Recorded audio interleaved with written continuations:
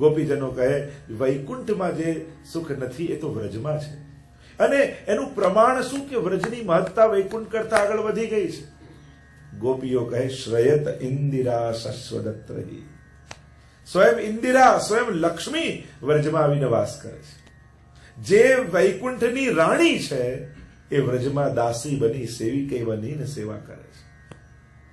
એવો પ્રસંગ કહે છે ને કે જયારે નંદ મહોત્સવ ચાલી રહ્યો હતો અને ચારે બાજુ એક જ ધ્વનિ ગુંજી રહ્યો હતો, નંદ ઘેરા નંદ ભયો જય કનૈયા લાલ કી, નંદ ઘેરા નંદ ભયો જય કનૈયા લાલ કી, ब्रज में आनंद भयो जय कन्हैया लाल की, ब्रज में आनंद भयो जय कन्हैया लाल की, नंद घेरा नंद भयो जय कन्हैया लाल की, नंद घेरा नंद भयो जय कन्हैया लाल की, नंद घेरा नंद भयो जय कन्हैया लाल की, नंद घेरा नंद भयो जय कन्हैया लाल की. ચારે બાજુ નંદ મહોત્સવ ચાલી રહ્યો હતો એટલામાં નારદજી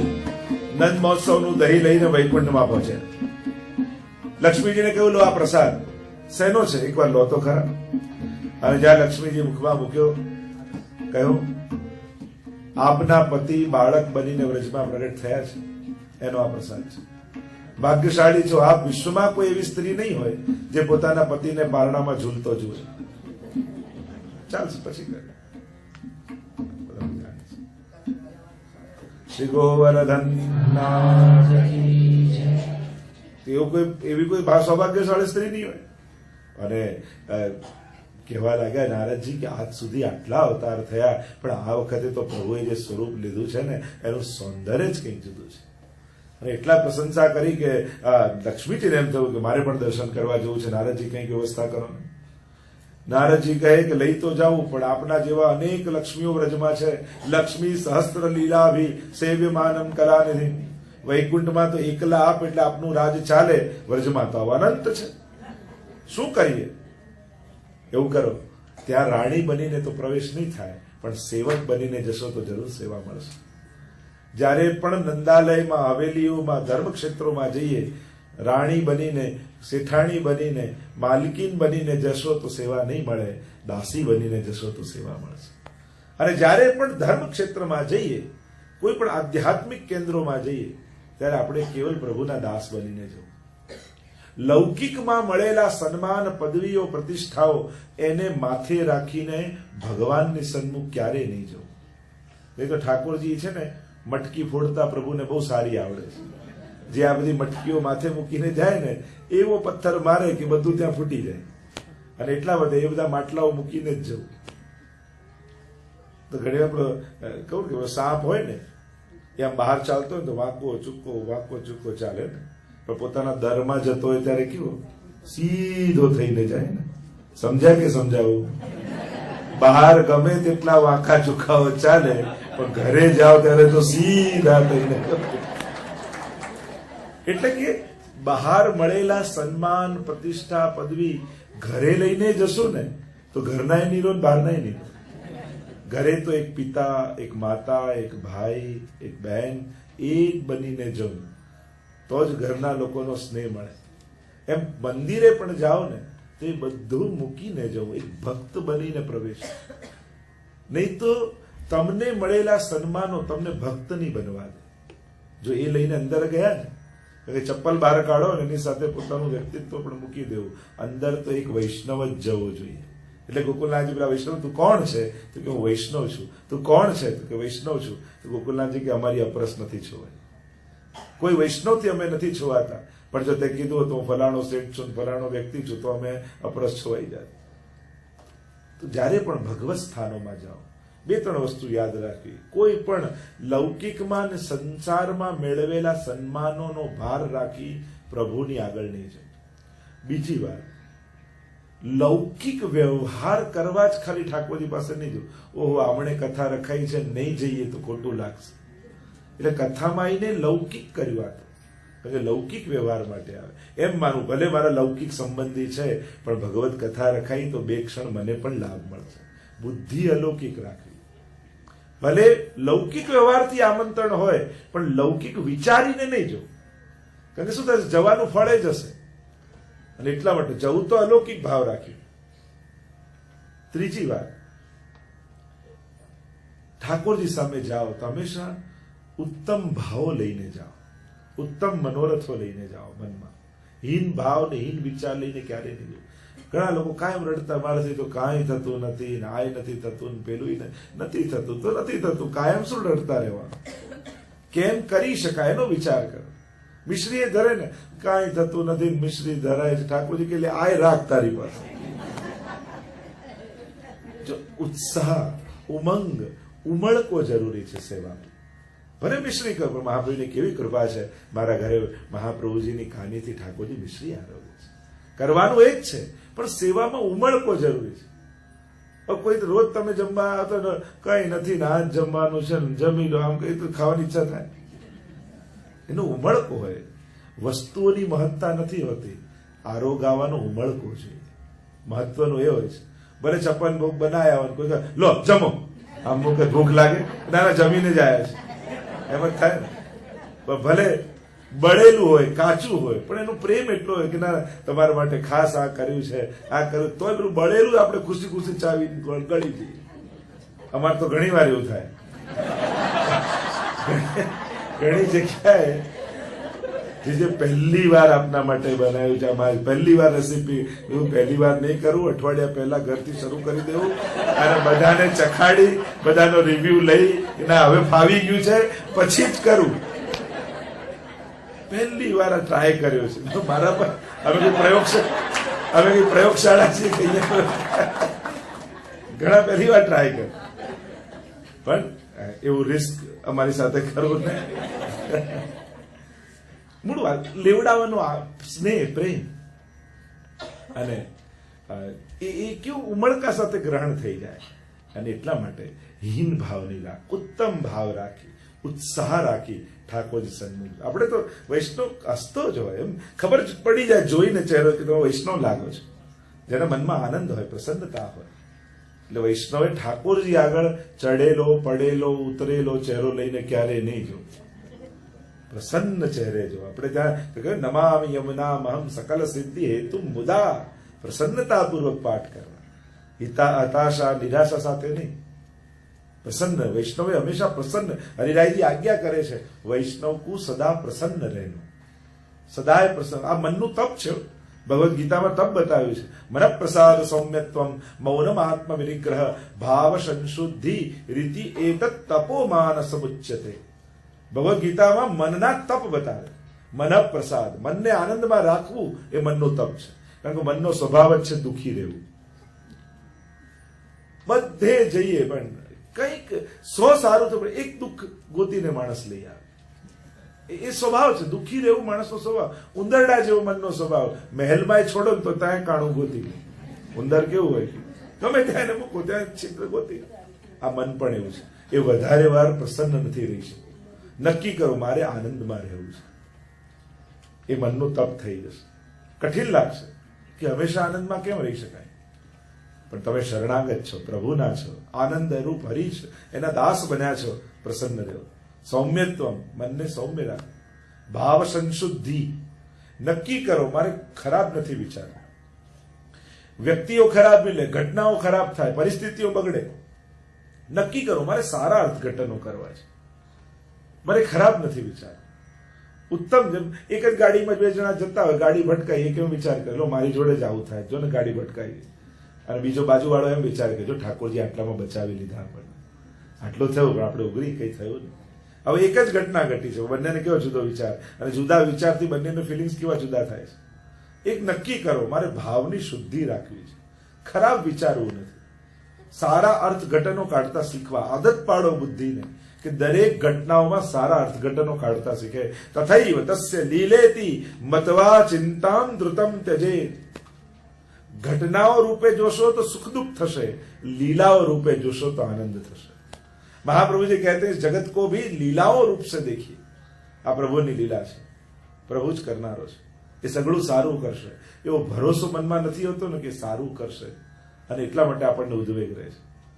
પણ આપણા જીવનને જુઓ ને, કેવી કેવા જીવનની પરિસ્થિતિઓ આવી, કેવી કેવી ઘટનાઓમાંથી આપણે પસાર થયા. ઘણી વાર એમ થયું કે હવે તો જીવન સમાપ્ત થઈ જશે, હવે તો ફસાઈ ગયા, ખતમ થઈ ગયા, છતાંય ઠાકોરજી બધેથી કાઢ્યા ને. તો આટલા વર્ષો સુધી જે કાઢતો આવ્યો તો શું હવે નહીં કરે? એ હવે કરશે. ભરોસો રાખો, એ સદેથી બચાવનારો છે, હંમેશા એ આપણી રક્ષા કરનારો છે. અહીંયા લક્ષ્મીજીને કહું, સેવક બનીને જશો તો સેવા મળશે, રાણી બનીને જશો તો નહીં મળે. શું કરવું? આપ કોઈ ઉપાય બતાવો. અને નારદજી લઈ ગયા બેલવન. બેલવનમાં લક્ષ્મીજીને કહું કે હવે આ રાણીનો વેશ કાઢો ને માલણનો વેશ ધરી લો. હાથમાં ફૂલોની છાપ આપી અને હવે હું તમને નંદાલયમાં જઉં, જે કોઈ પૂછે કોણ છો, કહેજો કે નંદ બાબાની માલણ છું, બંધનવાર બાંધવા આવી છું અને વધાઈ લેવા આવી છું. અને હવે તો ફૂલોની હાથમાં છાપ મળી ગઈ અને લક્ષ્મીજી ચાલ્યા અને મધુર ગાન કરતા કરતા ગયા. આવી છું સેવાને કાજ, ફૂલડા લાવી છું છાપમાં. આવી છું સેવાને કાજ, ફૂલડા લાવી છું છાપમાં. આવી છું સેવાને કાજ, ફૂલડા લાવી છું છાપમાં.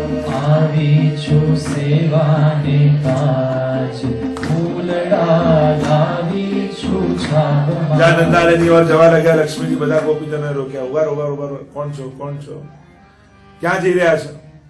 ગભરાઈ ગયા. એકવાર તો લક્ષ્મી ધીમે રહીને કહ્યા, અરે નંદબાબાની માલણ છું ને તોરણ બાંધીને વધાઈ લેવા આવી છું. અચ્છા, વધાઈ જોઈશ? આમ કહી લક્ષ્મીજીને પાલો પકડાવ્યો. જેને જે દાગીના પહેર્યા હતા બધા કાઢી લક્ષ્મીની જોલીમાં આપી દીધા. લક્ષ્મીની જોલી જુએ ને જુએ ગોપીઓને, મનમાં વિચારે આખી દુનિયા મારી આગળ જોલી ફેલાવે, ધન્ય છે આ વ્રજાંગનાઓ જે લક્ષ્મીની જોલી ભરી દે છે. ખૂણામાં જઈને નાખ્યા. નારદજીને કહ્યું આપ આગળ ચાલો. હટો હટો હટો કરતા કરતા નારદજી રસ્તો કરવા લાગ્યા અને નંદાલયની અંદર પ્રવેશ કરાવી દીધા લક્ષ્મીજીને. બહારથી દ્વાર બંધ કરી દીધા. ચોકમાં આવી ગયા લક્ષ્મીજી.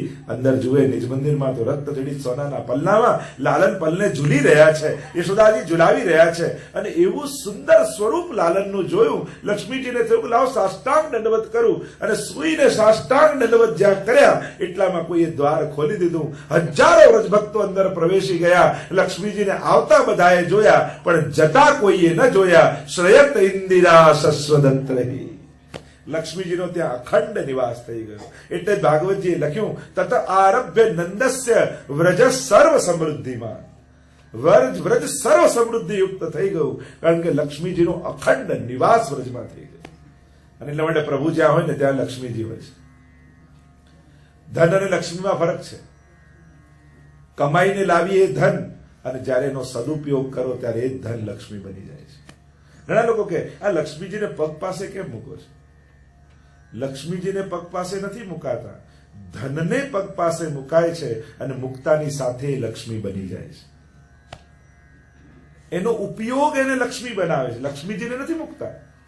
મૂકો છો ધનને, ભેટને, પણ એનો ઉપયોગ એને લક્ષ્મીનું રૂપ બનાવી દે છે.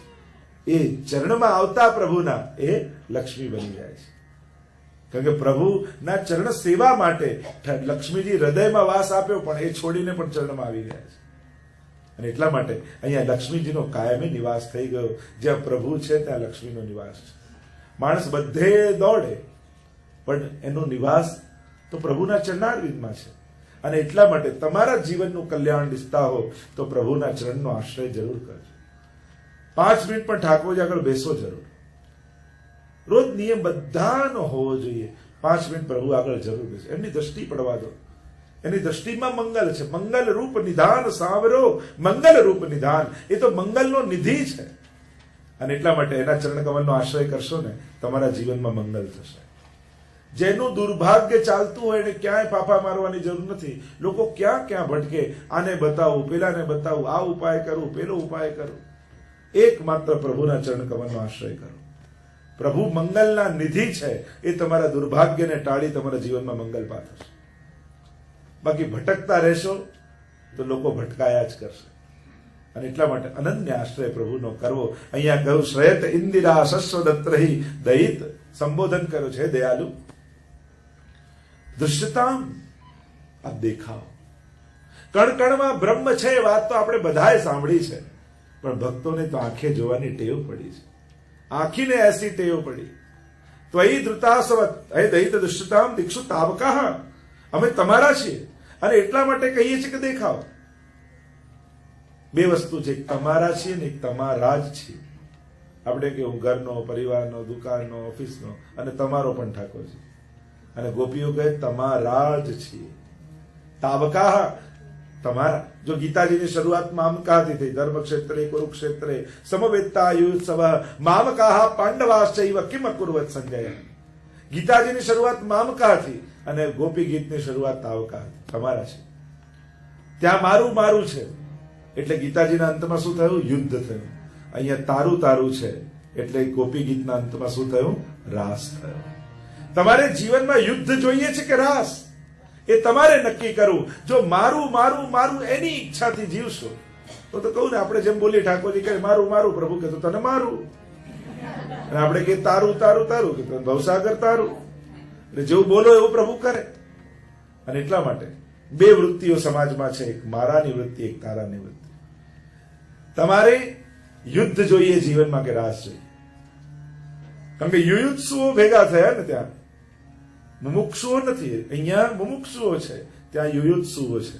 ગીતાજીમાં યુયુત્સવ કિમ અકુર્વત, યુદ્ધની ઈચ્છાવાળા, સંઘર્ષની ઈચ્છાવાળા. બે પ્રકારનો સમાજ છે, એક શ્રદ્ધાવાન, બીજું સ્પર્ધાવાન. સ્પર્ધાવાન સમાજને ક્યારે શાંતિ નથી મળતી. જે એકબીજાથી આગળ નીકળવાની મહેનતમાં હોય ત્યાં શાંતિ ક્યાંથી આવે? શ્રદ્ધાવાન સાથે લઈને આગળ વધવાની કોશિશ કરે. જો સંગઠનમાં, સંસ્થામાં કામ કરવું એટલે સમૂહ ગાન જેવું છે. સમૂહ ગાન હોય ને, બધા એક સાથે ગાતા હોય, એમાં બે ચારને વધારે સારું આવડતું હોય, પણ એ જો પોતાનું સારું બતાવવા જાય ને તો આખો કાર્યક્રમ તો બેસુરો જ લાગે. સાથે મળીને જે કાર્ય કરવાની વૃત્તિ, આપણું કાર્ય છે, આપણે કરવાનું છે. કેન્દ્રમાં જયારે તમે આવો, એવી ટીમ આપણી હોવી જોઈએ. એકબીજાને સાચવી લેવાની વૃત્તિ, એકબીજાને સાથે લઈને આગળ વધવાની વૃત્તિ. આપણા માર્ગનું કાર્ય એ તો બધું ગોઠવાશે ને એટલે આપણે પહોંચી જઈશું. ના, સાથે જોડીને કરીશું. અને આપણા ઘરનું કાર્ય આપણે નહીં કરી તો પાડોશી આવીને તો કરી નથી જવાનું. આજે બેસેલો દરેક વૈષ્ણવ સંકલ્પિત થાય કે દર મહિને 2 વાર સત્સંગ થાય. જવાનું એટલે જવાનું. અમુક વસ્તુ તો નિયમ બનાવીને જ ચાલવાનું. કારણ કે તમે મનને ઢીલું મૂકો ને પછી ક્યારે સંજોગો ગોઠવાતા નથી. અમુક વસ્તુમાં કોમ્પ્રોમાઇઝ નહીં કરે. અમારા પરપિતામાં તો કહેતા કે મનને એકવાર ખોટું ઉદાહરણ આપી દો ને, પછી ખોટું ઉદાહરણ કાયમ આપી આપીને તમને સત્કર્મો નહીં કરવા દે. એકવાર તમે સત્સંગમાં ના ગયા, એ દિવસે નતા ગયા તો ચાલ્યું, આજે નહીં જવું તો ચાલશે. એટલે મનને ક્યારે ખોટું એક્ઝામ્પલ નહીં આપે. કારણ કે આ એકવાર ઉદાહરણ મળી જાય ને પછી એનો ઉપયોગ કાયમ કરશે. નક્કી કરો. તો ભાગવતજીની સન્મુખ તમે બેઠા છો, નક્કી કરો. બાળકો માટે નક્કી કરો, તમારા માટે નક્કી. અને આ વ્રજ કેન્દ્ર કેવલ નાના બાળકોનું, કેવલ યુવાનોનું નથી, વડીલોનો સત્સંગ છે. ચિંતન શિબિરો થાય છે. એટલે એક વાત નક્કી કરીએ. અને જે એરિયામાં આસપાસ વૈષ્ણવ રહેતા હોય નક્કી કરો, તમારી ખાલી કાર આવે છે તો 3 જણાને ફોન કરી દો, તમારે આવું છે, તમારે આવું છે. અને કોઈને સત્સંગમાં લાવવા એના માટે આનાથી મોટું પુણ્ય કર્યું. કોઈને ભગવત કાર્યમાં જોડવા આનાથી મોટું પુણ્ય કોઈ નથી. અહીંયા જેટલા બેઠા છે નક્કી થાય કે આપણે દર સત્સંગે આટલી જ સંખ્યા થાય તો કેવો સુંદર સત્સંગ થાય. આજે આપણે બધા જ સંકલ્પિત થઈ અને નહીં કરો તો આપણું જતું રહેશે ઘરમાંથી, પરિવારમાંથી. વિચાર કરો 20 વર્ષ પછી પુષ્ટિ માર્ગમાં કોણ? જો તમે કટિબદ્ધ ન થયા ધર્મને અને ધર્મ જીવવાથી જીવે છો. પોસ્ટરો લગાવતી ધર્મના પ્રચાર થતા નથી, પણ આપણે બધા વૈષ્ણવ નક્કી કરીએ કે અમારે પુષ્ટિ માર્ગી રીતે જીવન જીવવું છે, અમારે અમારા બાળકોને સંસ્કાર આપવા છે, અમારે અમારા યુવાનોને જોડવા છે. અને જાતે કરશો તો પરિવારમાં રહેશે. મૂકી દેશો અને આપણે તો આમ થતું નથી, આમ થતું નથી, એવી કેવલ ડિમાન્ડિંગ નેચર વાળા જ રહેશો તો કઈ નહીં થાય. કોણ કરશે? આપણે જ કરવાનું છે. અને એટલા માટે સંકલ્પિત થાવ. અહીંયા કહ્યું કે દીક્ષુ તાવકા અમે તમારા છીએ. અને જે પ્રભુનો થાય ને, પ્રભુ સગળું કરે. તમારા અમે ને છો અમારા, તમારા અમે, તમે છો અમારા, તમારા સહારે અમે જીવ સહારે અમે જીવનારા, તમારા અમે ને તમે છો અમારા. હે પ્રભુ, આ જીવન આપનું છે, આપના થયા છે, સર્વ સમર્પણ કર્યું છે. અને પ્રભુ એવું સાંભળ્યું છે, યથા મામ પ્રપદ્યન્તે તા સદેવી ભજામ્યહમ. અમે જે રીતે આપને ભજી, આપ પણ અમને ભજો છો. પ્રભુ આપની પ્રતીક્ષા કરી રહ્યા છે. પ્રગટ થાઓ, દૈત દૃશ્યતામ, દર્શન આપો. આંખને લાલચ હોય પ્રભુના દર્શનની, અને જે નિયમપૂર્વક દર્શન કરતા હોય ને પ્રભુના, તો પ્રભુ એમની રાહ જોતા હોય. હવેલીમાં અમે તો જોયું છે, જે નિયમપૂર્વક ટેક રાખીને દર્શન કરવા આવતા હોય ને, ઠાકોરજી રાહ જોતા હોય. ઘણી વાર એ વૈષ્ણવ મોડા થાય ને તો કંઈક ને કંઈક એવું થાય કે દર્શન બંધ કરવામાં મોડું થઈ જાય. આપણે તો વાર્તા સાહિત્યમાં પ્રસંગ જો ચૌડાની વાર્તા આવે છે કે નિત્ય રાજભોગના દર્શન કરવા જતા એકવાર મોડું થઈ ગયું, અને દોડતા દોડતા શ્રીનાથજીના મંદિર ઉપર ચડવા જાય, દ્વાર બંધ થઈ ગયા. એવો તાપ થયો કરે આજે ઠાકોરજીના દર્શન મને નહીં થાય, મારો નિયમ તૂટી ગયો, મને ભગવત દર્શન વગર કેમ રહીશ. એવો તાપ થયો, નિજ મંદિરની પાછળની દિવાલમાં જઈને માથું પછાડવા લાગ્યા. પ્રભુ, કયો મારો અપરાધ થયો કે આજે દર્શનથી વંચિત રહી ગયો. અને એવો વિરહ થયો કે ઠાકોરજીથી સહન ન થયો. ઠાકોરજીએ પોતાની છડી ઉપાડી, દિવાલ પર ખોદવા લાગ્યા ઠાકોરજી, અને ત્યાં બખોલ કરી એ વૈષ્ણવને ત્યાંથી દર્શન. શ્રી પ્રભુને પ્યારા શ્રી યમુનાજીના લાડીલા એવા રસિક સત્સંગી વૈષ્ણવોને જે શ્રીના આ વચનામૃત ગમ્યા હોય તો આ વિડીયોને લાઈક કરજો, શેર કરજો અને કમેન્ટ બોક્સમાં જય શ્રી કૃષ્ણ જરૂર લખજો. અને અમારી ચેનલ શ્રી વલ્લભને સબસ્ક્રાઈબ કરવાનું ભૂલશો નહીં. સર્વે વહાલા વૈષ્ણવોને ભાવથી જય શ્રી કૃષ્ણ.